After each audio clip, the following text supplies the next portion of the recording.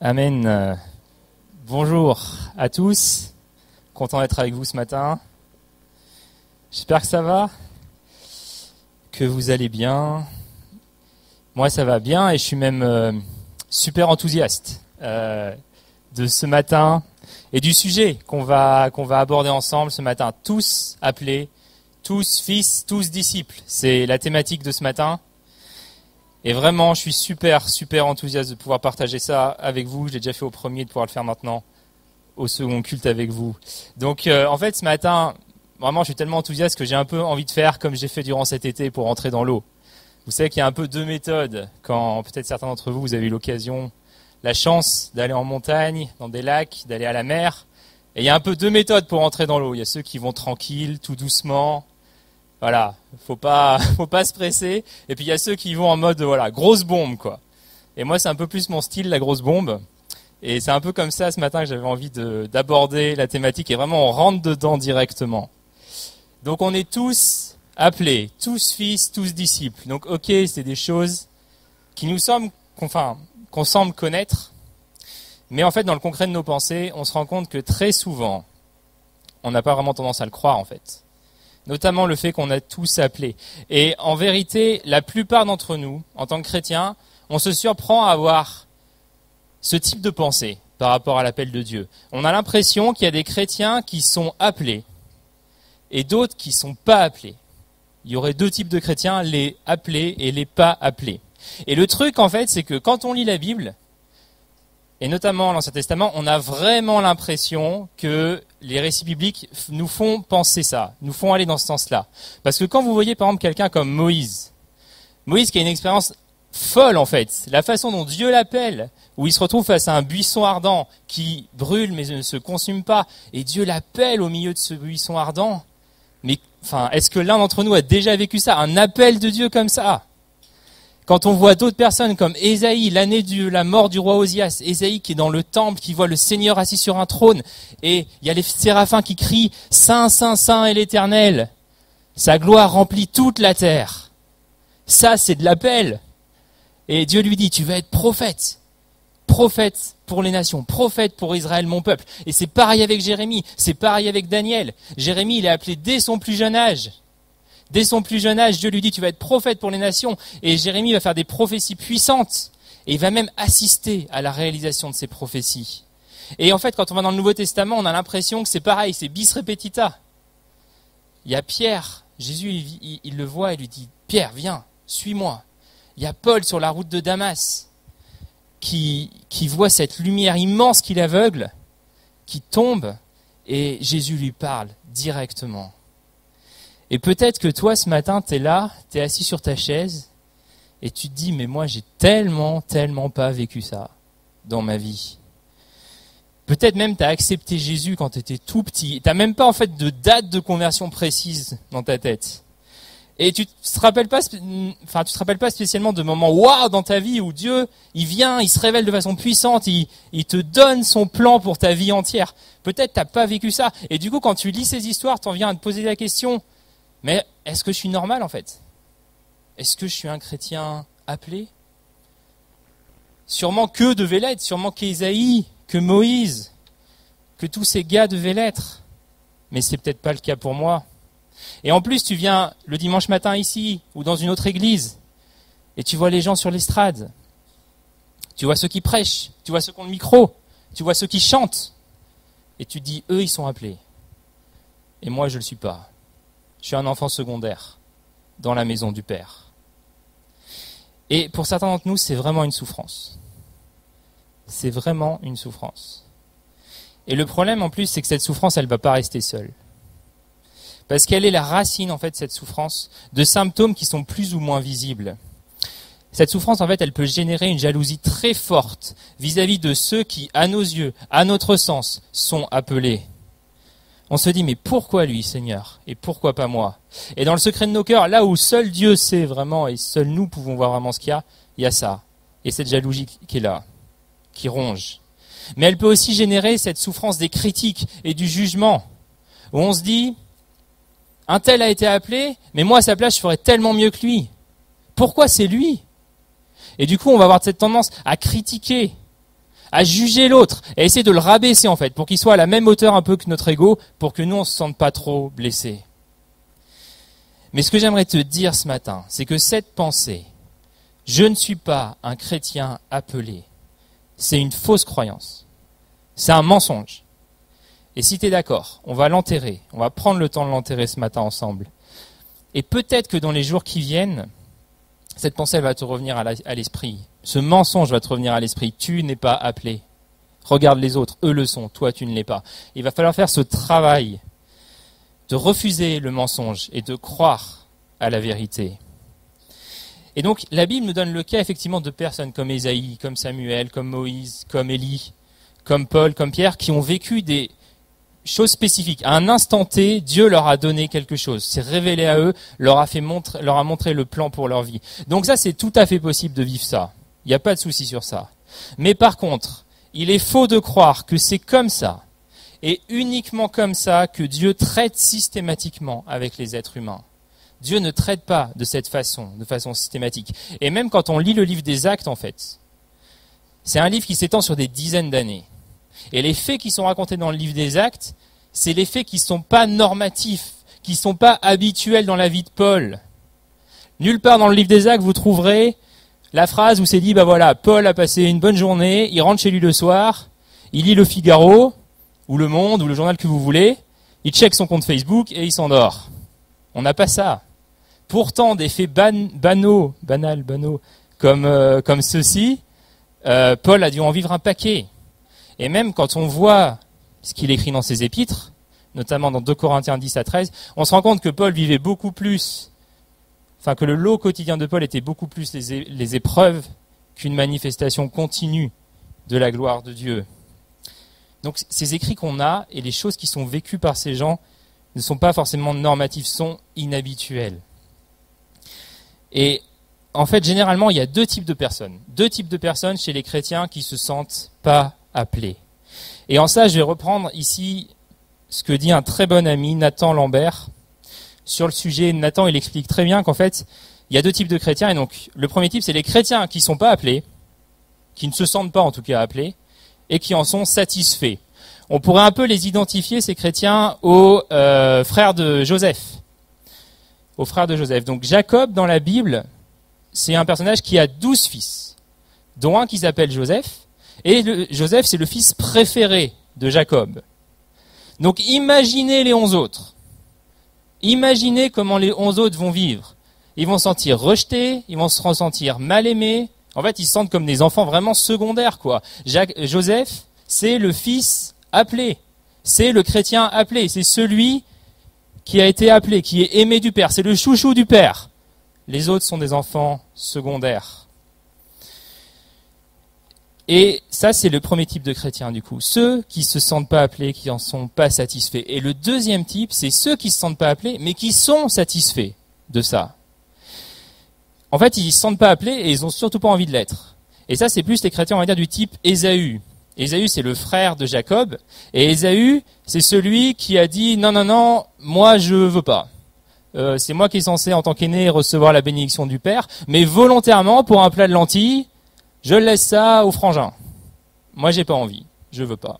C'est trop de responsabilités. Ça serait assumer trop de choses. Non, je veux pas. Donc voilà un peu ces deux types.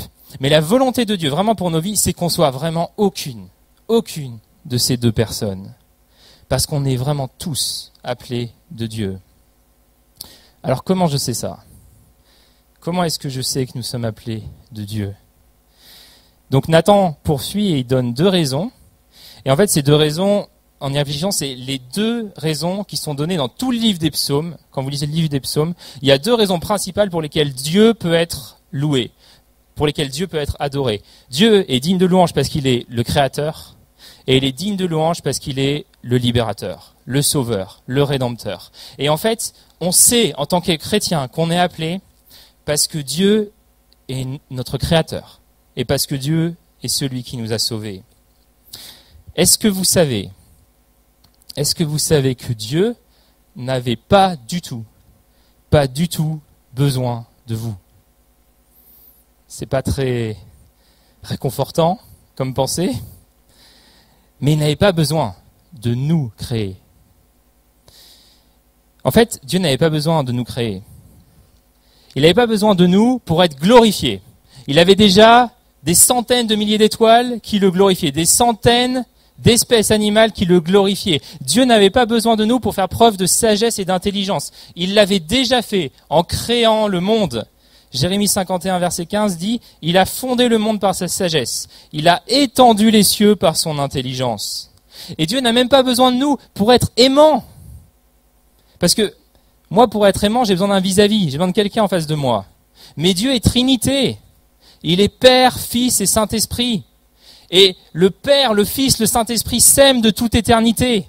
Le Père aime le Fils aime le Père. Et le Père et le Fils aiment le Saint-Esprit. Et le Saint-Esprit aime tellement le Père et le Fils.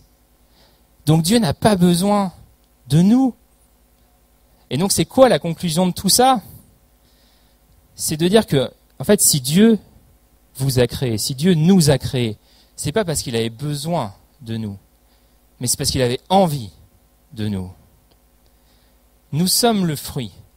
Vous êtes le fruit de la volonté de Dieu. Je ne sais pas quelles sont les circonstances dans lesquelles tu es venu dans ce monde. Peut-être c'est des circonstances dramatiques. Peut-être tu n'étais pas désiré. Peut-être ton papa, ta maman t'ont dit « tu es une erreur ». On ne souhaitait pas t'avoir. Mais Dieu ne fait pas d'erreur. Peu importe la façon dont tu es rentré dans ce monde, Dieu te voulait. Vous avez tous été profondément voulus et désirés de Dieu. Et en fait, notre existence, ton existence, est la preuve que tu es appelé de Dieu. Ton existence est la preuve de l'appel de Dieu sur ta vie. Ce matin, tu ne peux pas être là devant moi, on ne peut pas être là et se dire on n'est pas des chrétiens appelés. C'est pas possible. Est-ce qu'on peut lire ensemble quelques versets dans le psaume 139 ? Psaume 139, je vais lire quelques versets.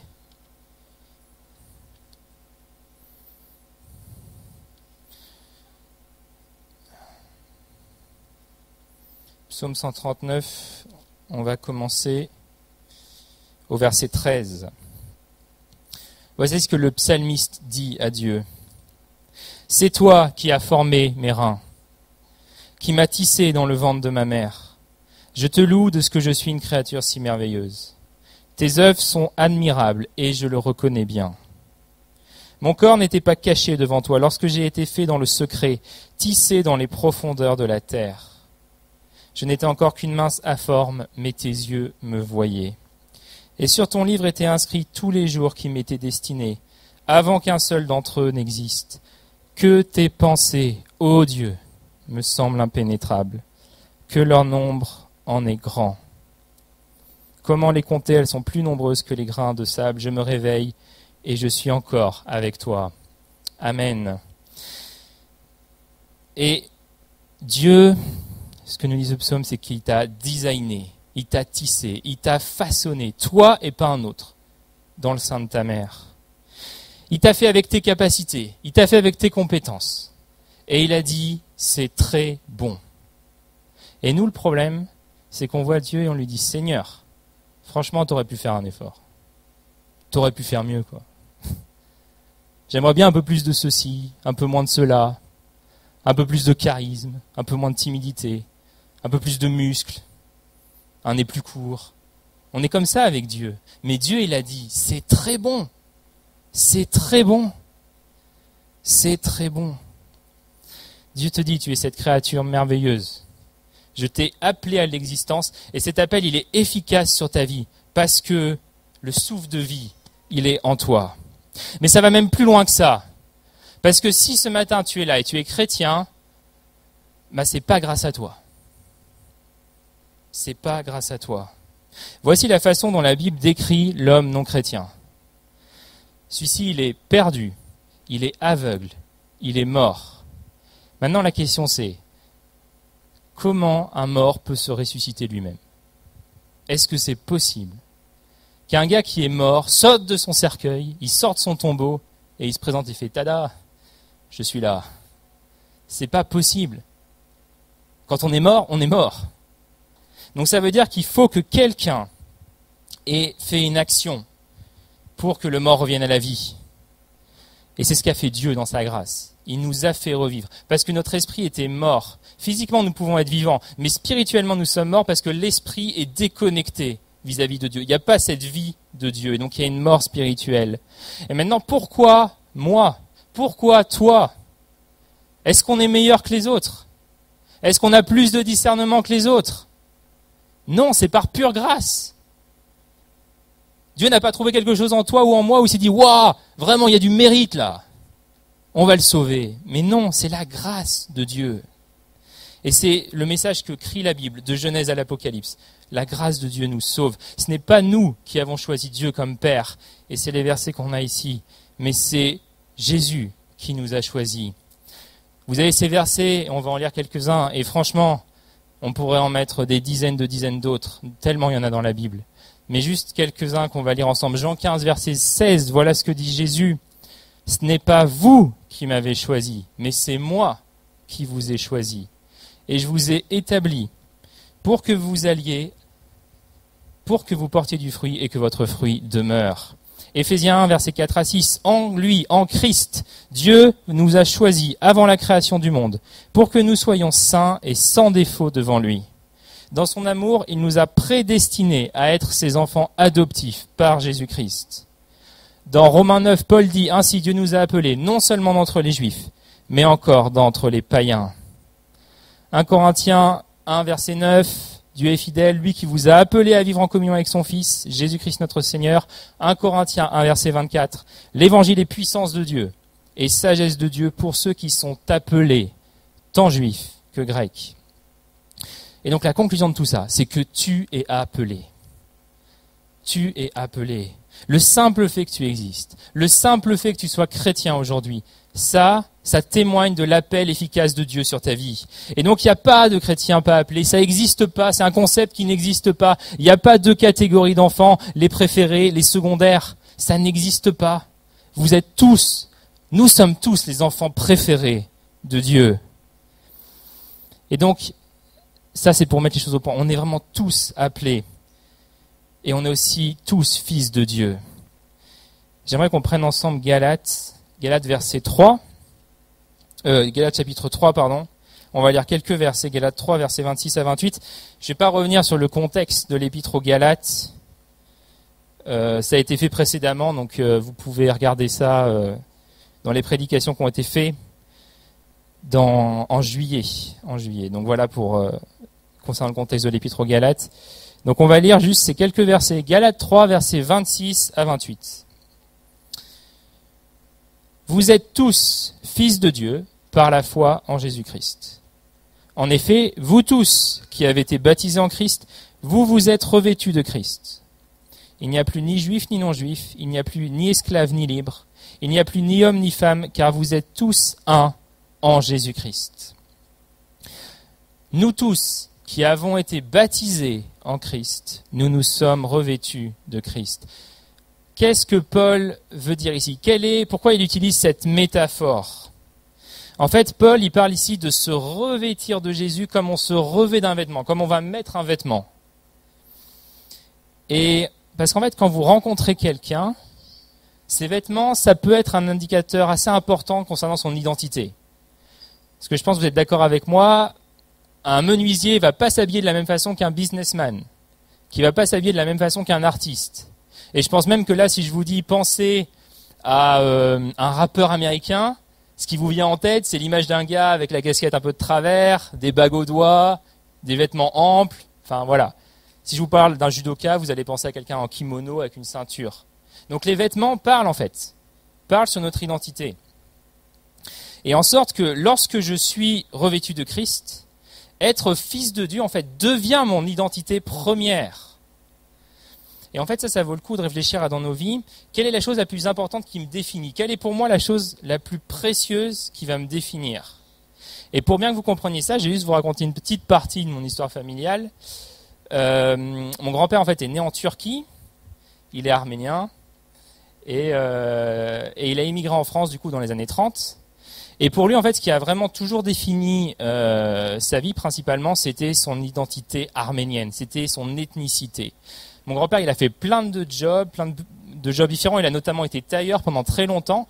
Mais vraiment, toujours, ce qui a défini sa personne avant tout, c'était son ethnicité. Je suis arménien, c'est ma culture arménienne d'abord.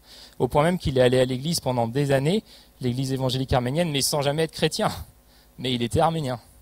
Donc c'est vraiment ça qui lidait, on va dire, son histoire, sa vie. Mais ma mère et mes oncles, eux, ça n'a pas été la même chose. Ils apprécient cet héritage arménien, mais alors qu'ils sont devenus enseignants, alors qu'ils sont devenus ingénieurs, c'est plus ça qui va les définir. Ils vont plus se définir en termes de ça. Donc pour mon grand-père, vraiment, c'est cette ethnicité. Et pour mes parents, c'était plus cette ethnicité. Puis ensuite, voilà, le travail, tailleur. Et chez mes parents, c'est l'inverse. C'est l'ethnicité en second et en premier, plutôt le travail. Et en fait, ce que Paul nous dit ici, c'est que lorsque je deviens chrétien, lorsque je nais de nouveau, je cesse pas d'être français, je cesse pas d'être arménien, je cesse pas d'être ingénieur, je cesse pas d'être menuisier, mais Christ devient cette identité première. Être fils de Dieu devient cette identité première. Et en fait, le fait que mon identité première soit celle d'enfant de Dieu, soit celle de fils de Dieu, ça me libère. Et ça me libère de l'esclavage de la performance. Et ça me permet même de vivre sereinement, en fait, des situations qui sont délicates. Et en fait, n'importe quel chrétien dans le monde qui a compris que cette identité première, c'était vraiment d'être fils de Dieu, il est libéré et il trouve la paix, en fait, qu'une star mondiale comme Madonna, dont on va lire la citation, elle n'a pas trouvé. Donc, avant de lire la citation de Madonna, je tiens à préciser que je ne suis pas en train de dire qu'elle est pire qu'un autre, mais c'est juste que je trouve qu'elle fait preuve d'énormément de conscience de soi-même et qu'elle met le doigt sur quelque chose dont nous-mêmes, on n'est souvent pas forcément conscient. Donc voilà ce que dit Madonna, c'est une interview qu'elle a donnée au magazine Vogue il y a quelque temps, et voilà ce qu'elle affirme. « Ma motivation dans la vie vient de ma crainte d'être médiocre. Elle est toujours en train de me pousser en avant. Je me joue du sort et découvre que je suis un être humain spécial, mais je sens ensuite que si je ne fais pas quelque chose d'autre, je reste médiocre et inintéressante. Car même si je suis devenu quelqu'un, j'ai toujours besoin de prouver que je suis quelqu'un. Ma lutte n'est jamais finie, et je suppose qu'elle ne finira jamais. » Et donc j'ai vraiment l'impression que Madonna se connaît bien, et même peut-être plus que la plupart d'entre nous. Et en fait, elle dit, à chaque fois que j'accomplis quelque chose, voilà, c'est bon, je suis quelqu'un. Mais le truc, c'est que demain, dans 10 jours, dans 2 semaines, dans 3 ans, il faut encore que j'accomplisse quelque chose. Sinon, je tombe dans l'anonymat. Et Madonna, en fait, son identité première, c'est ce besoin de performer, ce besoin de réussir quelque chose. Et ça, c'est très fort dans notre société occidentale, la performance. Ça peut être dans plein de domaines différents, dans plein de situations différentes dans nos vies, mais c'est la performance. On a une culture qui est très basée sur ça. Or, le message de l'évangile, il va à contre-courant de ça. Parce que le message de l'évangile, c'est que j'ai pas à performer pour être quelqu'un. C'est que je suis quelqu'un, je suis fils de Dieu parce que Jésus a performé pour moi. Ça va à contre-courant de ce que la société nous propose. Et en fait, ce qu'on a vraiment besoin, au plus profond de nous-mêmes, c'est vraiment cette conviction qu'on est enfant de Dieu, qu'on est fils de Dieu, qu'on est héritier du Père, qu'on est co-héritier du Christ.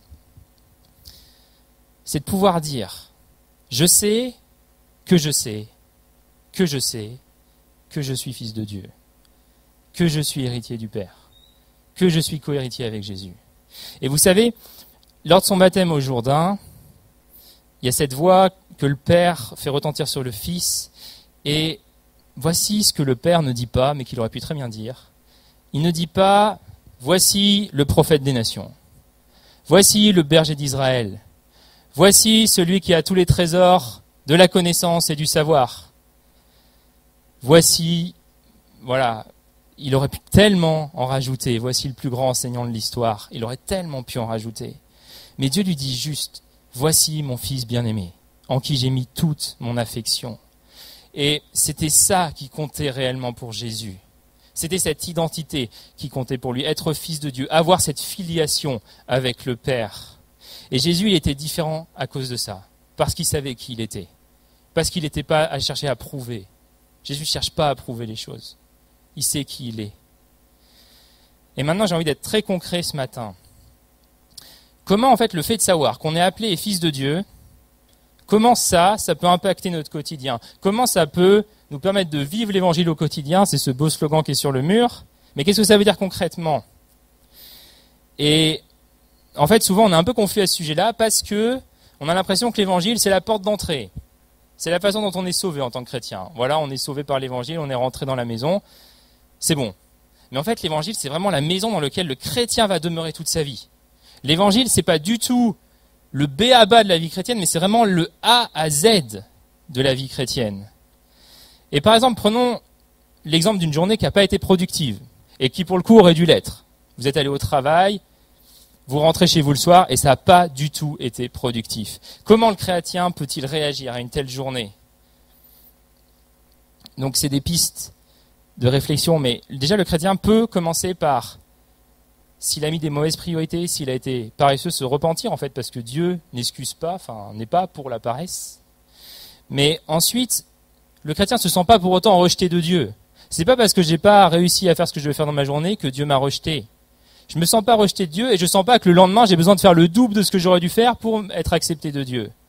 Dieu nous aime déjà tellement qu'il n'y a rien qu'on peut faire qui fera que Dieu nous aimera davantage. Prenons le cas de la maladie. La maladie, et je cherche absolument pas à minimiser la gravité de la maladie, mais quand une maladie vient, touche un chrétien, comment on peut réagir? Et il faut vraiment se rappeler, donc on peut prier parce que Dieu guérit, mais on peut se rappeler aussi que notre identité n'a pas changé. C'est pas parce qu'on est malade que notre identité a changé. Et souvent, comme on l'a déjà vu, comme dans notre société, on trouve du réconfort dans notre performance. Une maladie handicapante, ça peut faire que on va se sentir en marge, on ne pourra plus être capable de faire ce qu'on faisait avant.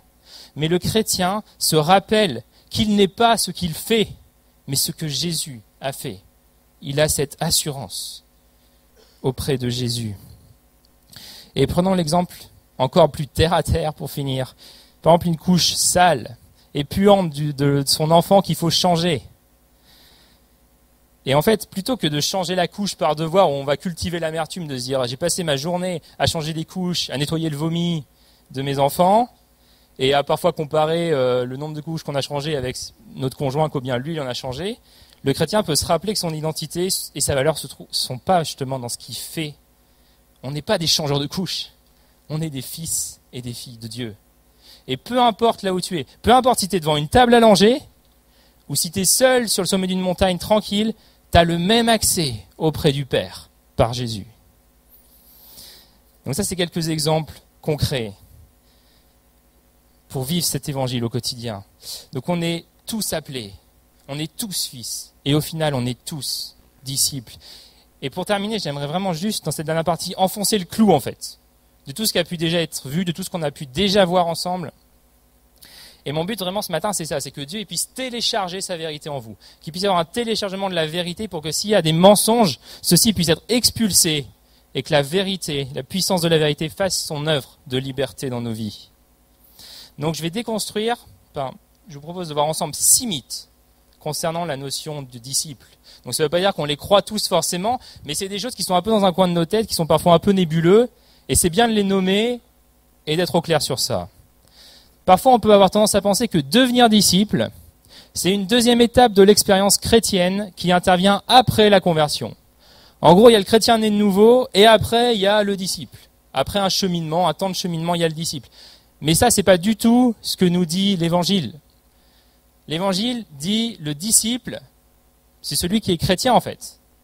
Comment est-ce qu'on appelle un chrétien qui vient de naître de nouveau? C'est un disciple. Comment on appelle quelqu'un qui a 20 ans de conversion? C'est un disciple. Comment on appelle quelqu'un que Dieu a utilisé dans la guérison de centaines de malades pour baptiser des milliers de personnes? C'est un disciple aussi. Donc il n'y a pas cette catégorie. Il n'y a pas d'évolution, chrétien puis disciple. On est disciple, dès le début. Être disciple est réservé aux super chrétiens. Donc, ça rejoint un peu ce que je vous partageais tout à l'heure. Il y a les chrétiens pas appelés et les chrétiens appelés, le super chrétien. Mais ça, c'est un concept qui n'existe absolument pas dans la Bible. C'est vrai qu'il est question de maturité spirituelle, de grandir dans la maturité, mais c'est pas question de, voilà, il y a le chrétien et il y a le super chrétien, le super saint. Et cette pensée, en fait, elle n'est pas étrangère à l'héritage culturel et religieux que nous avons en France. Parce qu'on a énormément, et beaucoup trop en fait, tendance à faire cette distinction dans nos vies entre le sacré d'un côté et le profane, entre le clergé d'un côté et le laïcat de l'autre. Et ça, c'est quelque chose qui est ancré à cause de notre héritage culturel. Donc juste une petite page d'histoire, ça va pas être long, je vous rassure, mais dans l'histoire de France, la société féodale, elle était divisée en 3 ordres. Il y avait ceux qui prient, les clercs, il y avait ceux qui combattent, les chevaliers, et il y avait ceux qui travaillent, les laïcs. Et ce modèle, l'Église a eu la très très mauvaise idée de reprendre ce modèle. Donc dans la maison de Dieu, dans l'Église médiévale, il y avait ceux qui prient, donc c'est les clercs, ceux qui combattent, et on connaît malheureusement ce que ça a donné avec les croisades, et enfin ceux qui travaillent. Et donc ça, c'était les laïcs. Et en fait, voilà comment, à l'époque, le super chrétien, c'était celui qui priait, celui qui s'affairait aux tâches spirituelles. Et voilà comment on se retrouve dans un modèle qui correspond beaucoup, beaucoup plus à l'ancienne alliance qu'à la nouvelle. Parce que dans l'ancienne alliance, il y a les prêtres d'un côté, il y a les sacrificateurs, et de l'autre, il y a le peuple. Or, dans la nouvelle alliance, c'est pas ça. On est tous prêtres, on est tous sacrificateurs, on est tous lévites, c'est ce que nous dit la parole de Dieu. Mais cette fausse idée, ce mensonge, il perdure depuis pratiquement 1500 ans à cause de l'histoire de l'Église. Donc il n'y a pas de super chrétien. D'ailleurs, Paul, a réglé le compte des super apôtres dans 2 Corinthiens, ceux qui se prétendaient super apôtres. Vous pouvez lire ce que Paul dit sur eux. Et voilà, donc ça rejoint cette idée de super chrétien. Un autre point, c'est faire des disciples et réserver à certains dons au ministère. Ça, il y a quelques années, quand j'étais pas encore agent parisien, j'étais à Grenoble, et mon témoin de mariage, j'étais pas encore marié, il était dans une église, et puis un jour il vient me voir, il me dit, Dave, tu sais ce qu'on m'a dit à l'église ce matin? On m'a dit, toi vraiment, Phil, toi t'as le don de faire des disciples, quoi. T'as vraiment le don de faire des disciples. Et franchement, il m'a dit ça, et moi j'étais abasourdi, quoi. Je me suis dit, mais c'est quoi ce don? Où est-ce qu'on voit ce don dans la Bible? Est-ce que c'est le 10e don de la liste de 1 Corinthiens 12, le 10e don spirituel? Mais pas du tout. Pas du tout. C'est pas un don de faire des disciples. C'est un appel. Et c'est même une promesse que Jésus nous fait. C'est absolument pas un don. C'est absolument pas réservé à certains ministères. Mais c'est pour tous les chrétiens. Ensuite, être disciple signifie principalement acquérir de la connaissance biblique. Donc je ne suis pas, bien sûr, contre acquérir de la connaissance biblique, mais ce n'est pas ça qui définit le disciple. Parce que le problème, c'est que souvent on va confondre être disciple avec quelqu'un qui a suivi une formation théologique. Mais c'est absolument pas ça. Et accumuler des connaissances bibliques ne fait absolument pas de nous un disciple. Est-ce que vous savez que Judas avait et aura toujours plus de connaissances que nous sur Jésus? Et il a fini en enfer. Donc c'est absolument pas la connaissance qui nous permet d'être disciples. Et même quand la Bible parle de connaissance, en fait, elle ne parle pas d'un savoir intellectuel gravé dans le cerveau. Elle parle de quelque chose de vécu. Pour la Bible, si tu ne vis pas les choses, tu ne les connais pas. Si tu ne vis pas les choses, tu ne les connais pas. C'est ça, c'est comme ça la connaissance dans la Bible.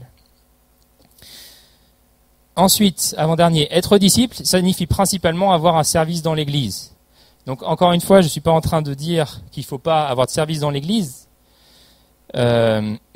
C'est absolument pas ça, mais c'est que c'est pas ça qui va définir le disciple. Le disciple peut pas brandir sa carte en disant c'est bon, j'ai mon service dans l'Église, je suis disciple. Non, ça marche pas comme ça. Parce que Dieu ne nous demande pas, en fait, de faire tourner l'Église, mais il nous demande de vivre l'Évangile au quotidien. Et la vérité, c'est que la plupart d'entre nous, on va pas passer notre temps dans ces 4 murs, dans ce bâtiment. Et c'est très bien comme ça. Parce que Dieu ne nous a pas appelés à ça pour la plupart. Notre ministère, il est dans le monde. Il est hors de ces bâtiments. Et enfin, un dernier, la vie de disciple ne demande pas d'effort car tout est grâce. Alors, oui, absolument, tout est grâce dans la vie du chrétien, on est d'accord avec ça. Mais Jésus parle du disciple comme de quelqu'un à qui ça lui coûte quelque chose de le suivre. Ça lui coûte quelque chose de faire grandir le royaume de Dieu. Donc voilà pour ces 6 mythes un peu que je voulais qu'on puisse déconstruire ensemble ce matin. Alors, si ça c'est pas un disciple, Qu'est-ce que c'est un disciple? Jésus nous fait une promesse dans Luc 6, verset 40. Le disciple n'est pas plus grand que le maître, mais tout disciple accompli sera comme le maître. En fait, le disciple, c'est quelqu'un qui est engagé dans les 3 relations vitales, l'intimité avec Dieu, la communion avec les chrétiens et l'influence auprès de ceux qui ne sont pas encore chrétiens. Et souvent, en fait, ce qu'on met de côté dans la mission, dans la personne du disciple, c'est il poursuit la mission du maître. C'est sur ce 3e aspect que je voudrais mettre l'emphase ce matin. Parce que souvent, on a tendance à oublier ça. On parle d'un disciple, on se dit, voilà, c'est quelqu'un qui écoute Dieu, qui suit Jésus. Mais on oublie, c'est quelqu'un qui poursuit la mission de Jésus. Est-ce que vous savez comment le livre des Actes commence? Au 1er chapitre, au 1er verset, Acte 1, verset 1, Luc dit « Tout ce que Jésus a commencé à faire et à enseigner ». Vous pouvez dire « Commencer » ? Comment ça ? Jésus, il est mort, il est ressuscité. Il a fait son ministère 3 ans et demi. Et Luc est en train de nous dire que Jésus a commencé. Mais comment ça ? Moi, je dirais plutôt qu'il a fini son travail. Eh ben non, c'est que le début. C'est que le début. Parce que Jésus va continuer son job, mais il va le faire à travers son Église. Il va le faire à travers nous. Et en fait, on a tendance souvent à négliger cet aspect missionnaire de l'Église. Et encore une fois, c'est des raisons historiques, parce que la réforme elle-même l'a négligé. La réforme, les réformateurs, ils ont mis énormément l'emphase sur la pureté de l'Église. Ils se sont souciés de la pureté de l'Église. Et c'était génial, et c'était super important, et c'était essentiel de le faire. Les réformateurs, ils ont mis en avant le salut par la foi seule, par la grâce seule, au moyen de la foi seule. Et c'est une vérité qui est essentielle. Mais ils en ont négligé l'aspect missionnaire, parce que aussi le monde de l'époque semblait en fait baigné dans le christianisme. Et ils ont eu tendance à négliger ça. Et c'est que après, en fait, que cet aspect vraiment missionnaire, il a été mis en avant dans les siècles qui ont suivi, avec l'apport de personnes comme Hudson Taylor, comme Moody, et aussi au XXe siècle, c'est vraiment là que l'essor missionnaire s'est fait. Mais pourtant, on se rend compte que dès la création de l'Église, dans Acte 2, il y a cet aspect missionnaire qui est présent. Est-ce que vous savez que la Pentecôte revêt un aspect missionnaire ? C'est même un des aspects principaux de la Pentecôte. Est-ce que vous vous êtes déjà posé la question, pourquoi en fait Dieu voulait-il qu'on parle en langue ? Pourquoi il a choisi ce signe-là ? Pourquoi ça n'aurait pas pu être quelque chose d'autre ? Quelque chose aussi d'extravagant d'une certaine façon. Mais pourquoi le parler en langue en fait ? Et je pense qu'il y a 3 raisons à ça, et dont une qui est l'aspect missionnaire. Parce que pendant presque 2000 ans, en fait, la langue de la révélation biblique, la langue dans laquelle Dieu se révélait, il n'y en avait qu'une. Il y avait l'hébreu ou l'araméen. Enfin, voilà. L'hébreu ou l'araméen. Dieu ne parlait qu'à un peuple. Dieu ne parlait qu'à une nation. Et la révélation se faisait avec des prophètes d'Israël. En hébreu, en araméen. Et en fait, les langues nouvelles annoncent un temps nouveau dans l'histoire de l'Église. Un temps nouveau dans l'histoire de la rédemption. Dieu à la Pentecôte, par le biais des langues nouvelles, il annonce qu'il est en train de se tourner également vers les nations, vers les non-juifs, vers les païens. L'évangile va être désormais annoncé à toutes les nations de la terre, à toutes les ethnies de la terre, et non plus seulement à Israël. Donc il y a vraiment cet aspect missionnaire. Se parler en langue, c'est l'aspect missionnaire. Et l'autre jour, j'ai vu un post de Gaëtan Brassard sur Facebook. Il faisait une série sur les dons spirituels et il avait mis un post pour résumer un peu, je pense, son message. Et ce post était « La vraie Pentecôte, ce n'est pas plus de gens qui parlent en langue, mais plus de gens qui parlent de Jésus. » Et c'est absolument vrai. Il y a cet aspect missionnaire qui est fondamental dans la Pentecôte. Et donc, j'ai mis un gros like sur Facebook. Et en fait, ce que Jésus a dit à Pierre, Jésus lui a pas dit « Pierre, suis-moi, je ferai de toi un petit théologien. » Nous, souvent, c'est ce qu'on a la pensée qu'on a. Jésus a dit à Pierre, je vais faire de toi un pêcheur d'hommes. Et je pense que c'est ça l'appel qu'on a, quoi. C'est pas d'être des petits théologiens, d'avoir une connaissance de Dieu. C'est vraiment, il y a cet aspect missionnaire. Et dans l'église primitive, pourquoi ça a autant marché, en fait ? Quand on lit les Actes, c'est quand même incroyable. On part d'un petit groupe de personnes à Jérusalem. Ils sont pas nombreux. Et à la fin du livre, après 28 chapitres, il y a tout l'Empire romain jusqu'à Rome qui a été hyper influencé par le christianisme. Et il y en a plein qui sont devenus chrétiens. Comment ça c'est possible ? Et moi, pendant longtemps, je pensais que c'était les miracles. Et c'est vrai qu'on en voit à Pentecôte, il y en a 3000 d'un coup qui se convertissent. On voit Paul, on voit Pierre, ils font des miracles, mais qui sont incroyables. Mais en fait, en ayant étudié cette année cet aspect-là de l'histoire de l'Église, c'était le témoignage individuel de tous les chrétiens qui a pu permettre cette influence énorme du christianisme en quelques dizaines d'années.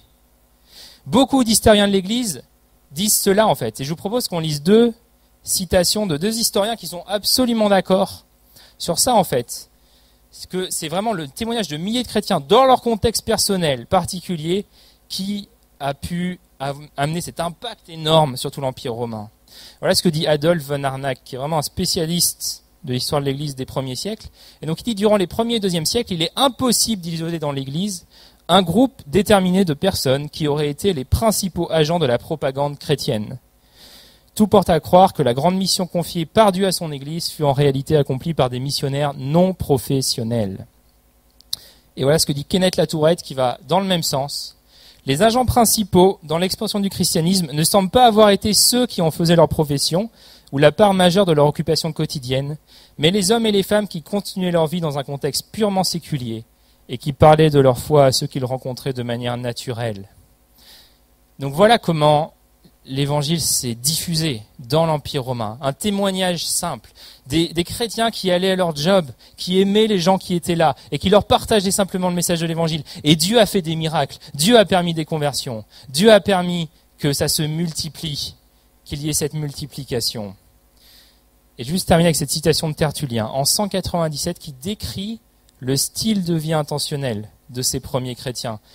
Voilà ce que Tertullien dit. Nous sommes d'hier.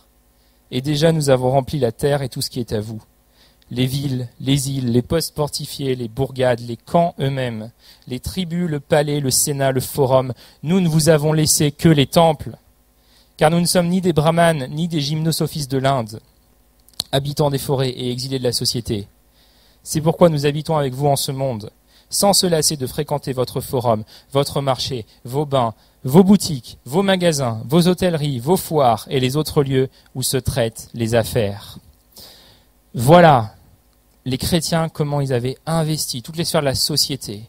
Et ils avaient ce témoignage de Jésus dans les lieux où ils allaient. Et c'est comme ça que l'Église a grandi. C'était pas à coup de miracles d'un jour. Et j'aimerais tordre le cou, en fait, à une dernière idée, à une dernière fausse croyance qu'on a souvent en tant que chrétien. On se dit, mais regarde la France au XXIe siècle, en Occident. Qu'est-ce que c'est difficile? Qu'est-ce que c'est interaminé? Qu'est-ce que c'est compliqué de témoigner de l'Évangile? Mais est-ce que vous pensez sérieusement que l'Empire romain du 1er siècle, c'était plus simple d'amener l'Évangile? Avec tous ces dieux du panthéon gréco-romain? Avec tout ce culte de l'empereur? Est-ce que c'était plus simple? Moi, je pense que c'était beaucoup plus difficile. Et pourtant, dans ce terrain hyper difficile, Dieu a levé une église, a levé et a sauvé des centaines de milliers de personnes. Donc j'aimerais conclure en reprenant un peu tout ce qu'on a vu, tout ce qui a été dit. J'aimerais juste que tu imagines avec moi une église où les gens sont sécurisés, où les gens savent qui ils sont, où les gens savent qu'ils sont fils de Dieu, qui sont appelés de Dieu, qu'ils ont réellement un appel de Dieu, et qui ne sont pas en train de le comparer avec le voisin, ou celui d'à côté en se disant « est-ce que le mien est meilleur ou moins bien ?» Non, c'est juste qu'il est différent. Est-ce que tu peux imaginer une église comme ça, où chacun sait qu'il est héritier du Père? C'est du même royaume que tous on va hériter. On est libéré de ce besoin de performer. Est-ce qu'on peut prier ensemble pour terminer? Je vous propose juste de prendre le temps et que vous puissiez faire le point seul face à Dieu, tranquillement. Vous prenez le temps et vous écoutez ce que le Seigneur veut vous dire ce matin. Est-ce que tu as cru à un mensonge? Est-ce qu'on a cru à un mensonge sur certains aspects? Et s'il y a un mensonge ce matin qui a été mis en lumière, ou plusieurs, ou des choses qui t'ont vraiment parlé, tu peux amener ça à Dieu. Mais s'il y a un mensonge dans ton cœur, personne ne peut l'enlever à part toi. C'est vraiment toi, c'est vraiment ta volonté qu'il faut que tu mettes en action de croire à la vérité et de refuser le mensonge que l'ennemi a voulu implanter en nous. Si le Seigneur te montre qu'il y a besoin de repentance sur un aspect, je Je t'invite ce matin à vivre ça, à vivre la repentance. Vous pouvez prendre le temps qu'il faut. Et j'ai prié ensuite, j'ai prié pour vous, j'ai prié pour nous.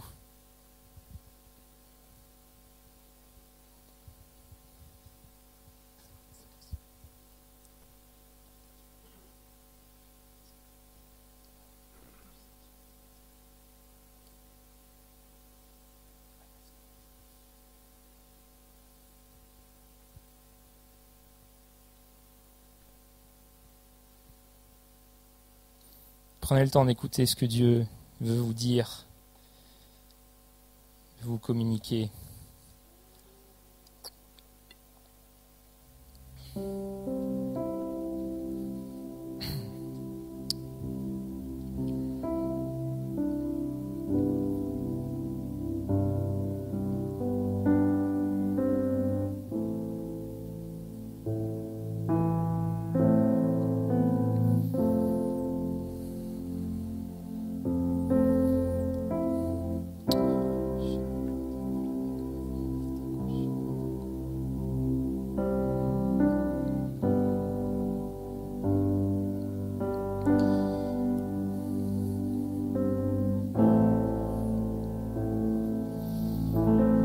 Seigneur, ta parole nous le dit, voyez de quel amour le Père nous a aimés pour que nous soyons appelés enfants de Dieu. Seigneur, ce matin, c'est cet amour qu'on veut contempler, qu'on veut redécouvrir et que je te demande que tu nous révèles, Seigneur. Tu puisses ancrer en nous ces vérités profondes, Seigneur. Tu puisses ancrer en nous que tu nous as voulu, que nous sommes désirés, Seigneur. Que tu nous as fait tels que nous sommes et que tu as déclaré, c'est très bon. C'est très bon. C'est très bon. Merci Seigneur pour la vie. Merci pour le souffle de vie. Merci pour ton appel sur nos vies qui est efficace. Merci parce qu'on a accepté ta grâce. Tu nous as régénérés. Tu nous as remplis du Saint-Esprit. Tu nous as appelés. Et tu as des projets, Seigneur. Et je prie pour chacun qui est ici. Je prie, Seigneur, pour que chacun rentre dans sa destinée au nom de Jésus. Pour que chacun, Seigneur, puisse rentrer dans la destinée particulière que tu as pour lui, qui n'est pas celle d'un autre. Seigneur, que tu puisses continuer à déconstruire, à travailler pour casser les mensonges, Seigneur, pour casser là où il y a des freins qui pourraient empêcher d'entrer dans cette destinée. Au nom de Jésus, Seigneur. Ce matin, c'est pas une réunion de plus, c'est pas une prédication de plus qu'on veut, mais c'est plus de toi, Jésus, c'est plus de toi en nous, c'est plus de ta vérité qui nous libère, Seigneur. Je te demande que tu fasses ça ce matin et que ton esprit puisse témoigner à notre esprit, à chacun, que nous sommes enfants de Dieu, que nous sommes sécurisés par l'amour que tu nous portes et que nous sommes tes disciples, appelés à te suivre, Seigneur. Je prie pour mes frères et sœurs, Seigneur, que tu puisses raviver des rêves, Seigneur, dans leur vie, raviver les rêves d'être des parents spirituels, de voir des gens touchés à travers leurs témoignages, Seigneur, que s'ils ont cessé de rêver ça, tu leur fasses à nouveau rêver ça, tu leur redonnes ce goût, Seigneur, pour la mission, ce goût que toi tu as, qui est inlassable, Seigneur, pour les gens de toute nation, de tout peuple, ce cœur que tu as qui brûle, pour ceux qui ne te connaissent pas encore.